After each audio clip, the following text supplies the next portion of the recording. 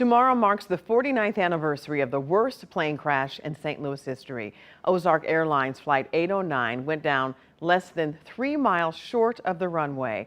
44 people were on board, 6 survived. With the help of our sister station, King TV in Seattle, we spoke to 2 of them.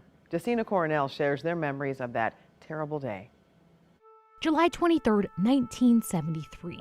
It's a day that ripped apart Ozark Airlines Flight 809 and the lives on board. From the outside, 5 on your side witnessed the destruction firsthand.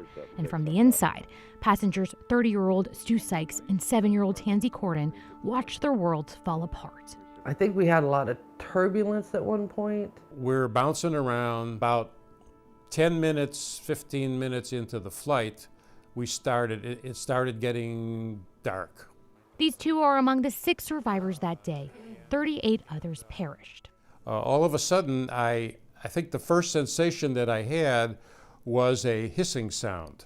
The front of the airplane wasn't there anymore. I was looking out this giant round, this hole that was the fuselage. I did see bodies and wreckage, and there was still some fire. I remember everything going dark. Next thing I remember was I was facing the sky and I was still in my seat and I couldn't move one of my arms.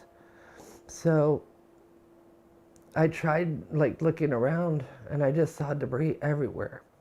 Stu broke his back and had to rebuild his life. For Tanzi, what she lost is something that can't ever be recovered.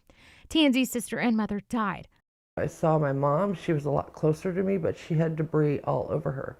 I mean, I tried getting out of my seat. I did, and I didn't have to scoot very far.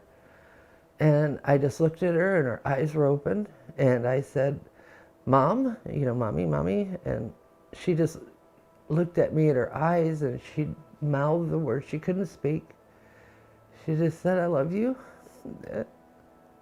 That's all I remembered. She's carried grief and guilt with her since then. My sister said to me, since I had the window seat, why would you like the window seat? And I said no. And I think about that minute of how that changed both our lives. But she also takes with her the lessons learned from that moment.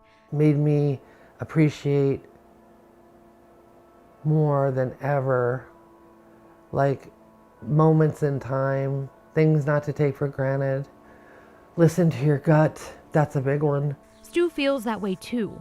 In a day of so much loss, they've gained perspective. You already lived through a plane crash. Don't worry about what's going to happen next. The worst is over.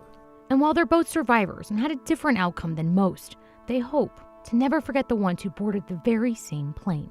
All those people that passed away, they weren't a mother, they weren't a father, they weren't a brother, they weren't an uncle. We all lost that day. Tanzi Cordin, 5 on your side. Tanzi Cordin's father and sister did not go on the trip. They reunited with Tanzi in St. Louis and took her home to Michigan, where the family was living at the time. St. Louis author Bryce York is working on getting a memorial in place at Ground Zero in time for the 50th anniversary of the crash next year. And we will continue to follow the efforts to get that memorial and update you on the progress.